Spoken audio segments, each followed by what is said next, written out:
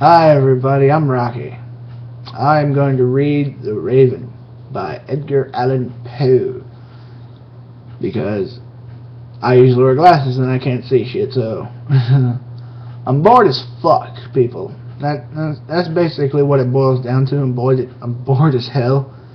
So I'm gonna fucking read this. It's gonna be cool. Okay, here we go. Once upon a midnight dreary, while I pondered weak and weary over many a quaint and curious volume of forgotten lore, while I nodded, nearly napping, suddenly there came a tapping, as of someone gently rapping at my chamber door. "'Tis some late visitor," I muttered, tapping at my chamber door. "Only this and nothing more."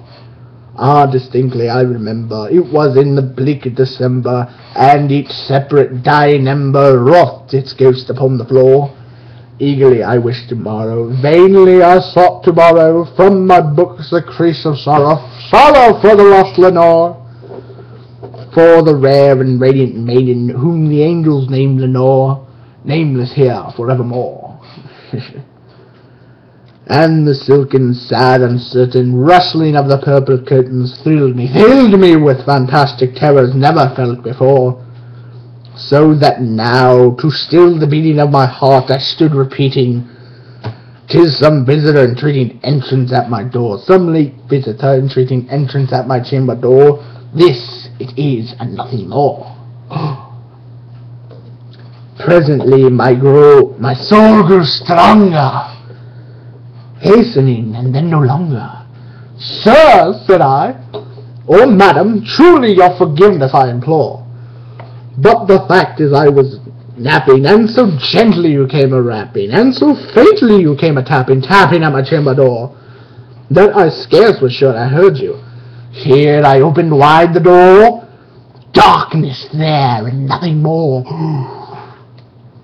Deep into the darkness peering loud, I stood there wondering, fearing, doubting, dreaming, dreams none mortal ever feared dreamed before.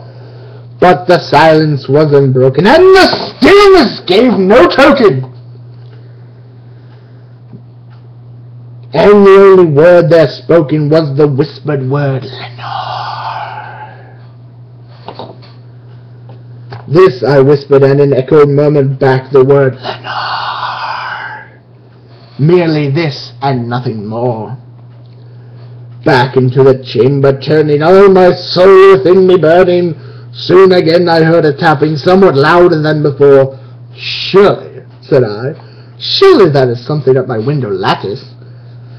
Let me see then what threat is, and this mystery explore.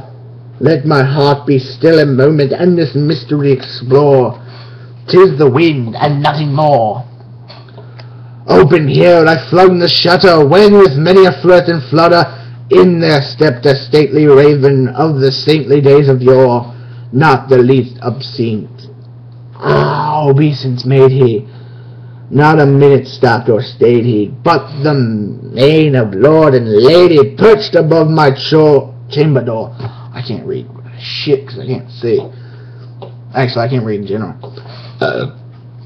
Perched upon a bust of Pallas just above my chamber door, perched and sat, and nothing more. Ooh, thrill chilling. Okay, shall we continue? I wonder how it ends. Stick around. Then this ebony bird beguiling my sad fancy into smiling, by the grave and stern decorum of the continents it wore.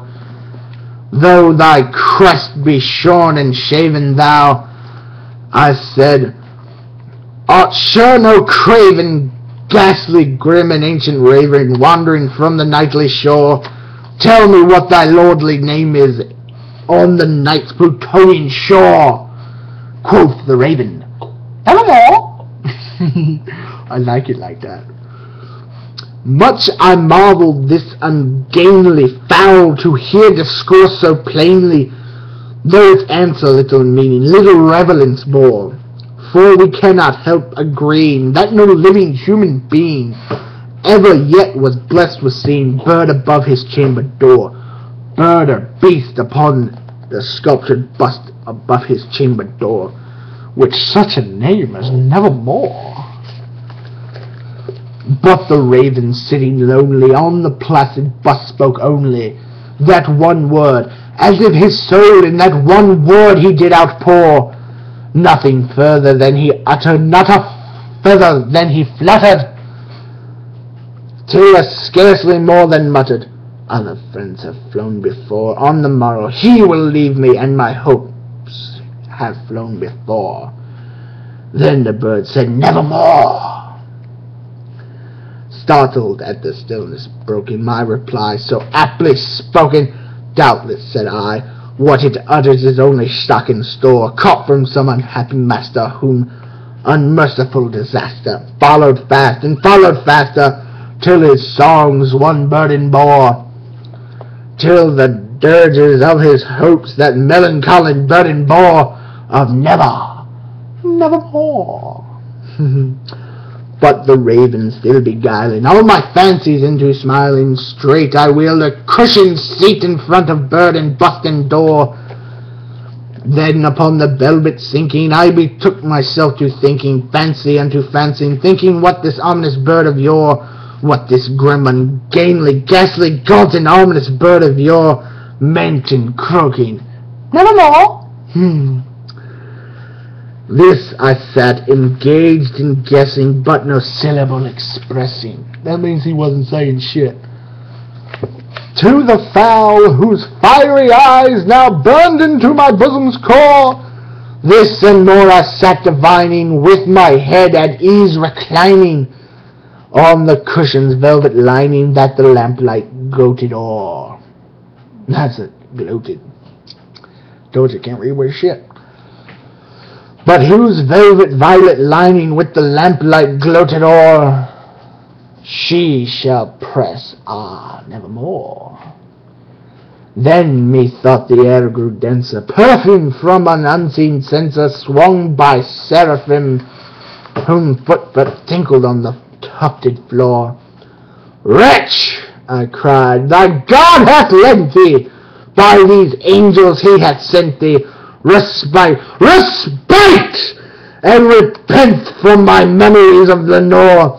Quoth, quoth, this kindness pent, and forget this lost Lenore. Quoth the raven, Nevermore.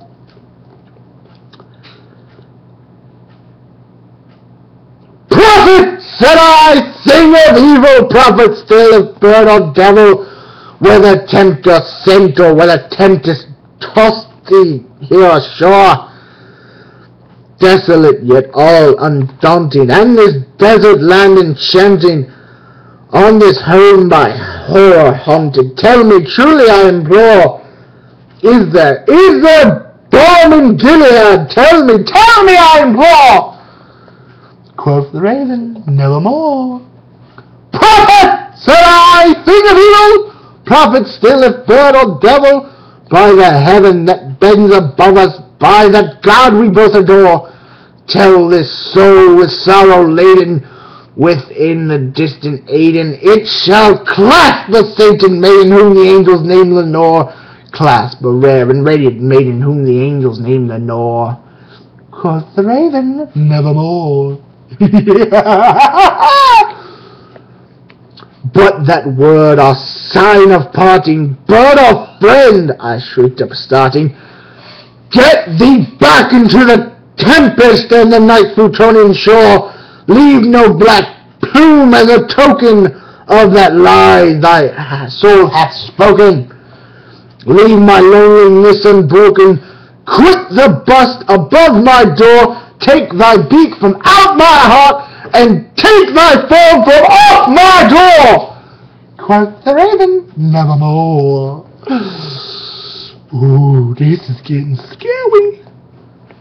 And the raven, never flitting, still is sitting on the pallid bust of Pallas just above my chamber door, and his eyes have all the seeming of a demon that is dreaming, and the lamplight o'er him streaming throws a shadow on the floor, and my soul from out that shadow that lies floating on the floor shall be lifted nevermore.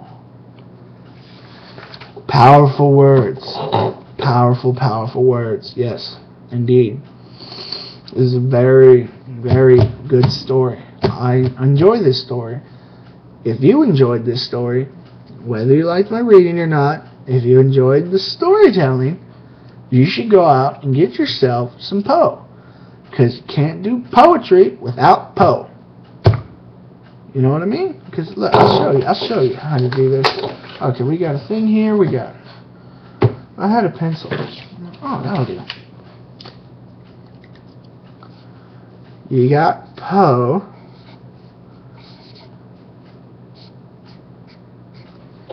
You got Poe here. You see that? You got that? Then you add a T. You got poet. Add an RY. You got poetry. You add an M to Poe. You got poem. See that? That right there? See this? See this? Poe. Poe, Poe, Poe. He's the good Popo. Not the 5-0. The Popo. Edgar Allan was a very good poet because his name is in all things. Poe. You gotta go get some Poe. Cause nigga be gangsta. Holla.